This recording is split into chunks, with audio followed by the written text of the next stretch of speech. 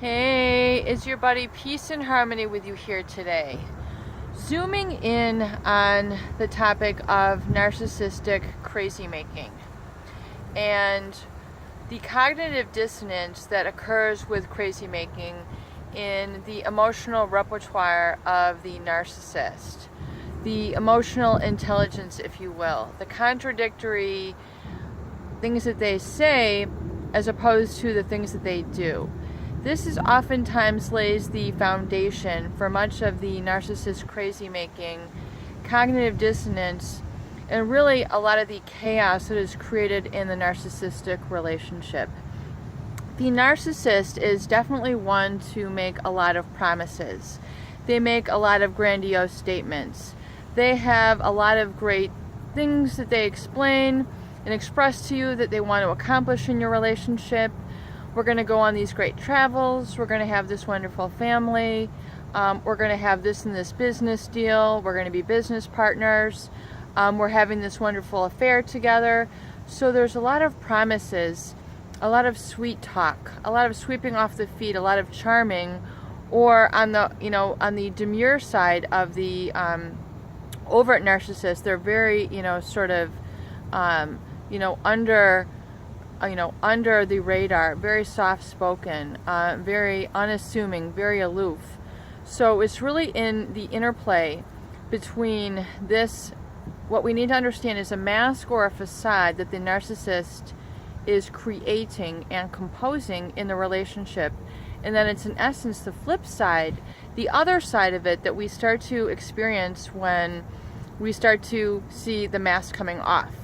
And it's the true narcissist, it's their true feelings, it's their true personality. And oftentimes when this occurs, we want to live in denial.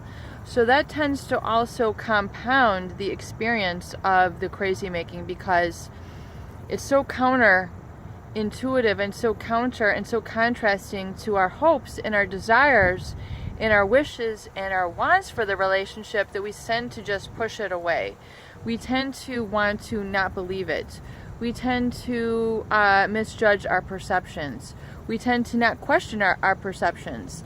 So we let the abuse continue, and this in turn fosters more crazy making.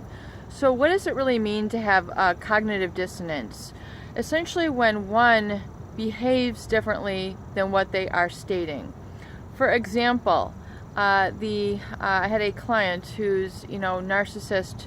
Was coming out of a divorce, and so, but she was in the rebound relationship with him, if you will, and so, there was an issue, basically a honeymoon period, and then when, they wouldn't have certain holidays together because he was spending them with the children, and so there was certain, holidays missed, but then as the relationship progressed, there was an expectation that we'll spend holidays together now. I mean, we're each other's significant other. I mean, we're with each other. I'm thinking about you 24/7. I'm constantly thinking about you. You're constantly making me promises.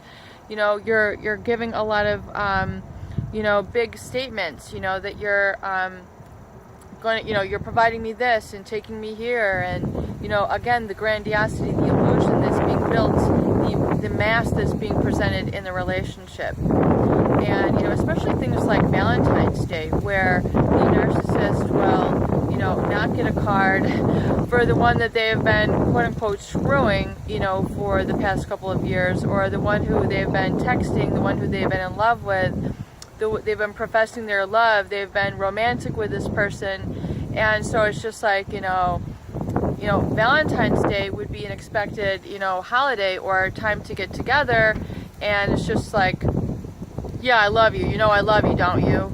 Or, slapping the candy, on the table, just kind of not like, here, honey, there's a lack of genuineness in then their behavior. So it's just like slapping, here's the candy on the table.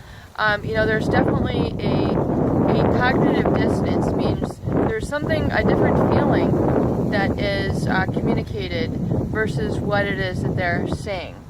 So this creates the crazy making, and so the victim, the other person in the relationship, tends to just kind of like either confront or not confront.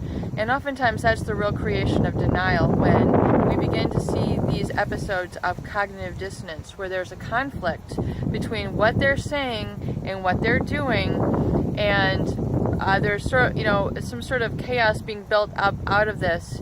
And yet we know something is aloof, something is awry, but yet we're not wanting to call it what it is because of the pain of losing this person whom, maybe you had so deeply loved or were so deeply invested in.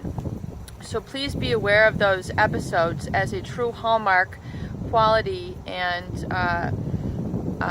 trait of the narcissist, and protect yourself against any sort of diluted treatment or diluted communication that is meant to get you off track. You need to retain your balance, your sense of knowingness, and your reality, so you can trust your senses and know exactly when you're being mistreated, so you can stop the mistreatment in its tracks. Peace and harmony with you here today. I hope these videos help. Please share and please subscribe for more great tools, videos, discussions, and support.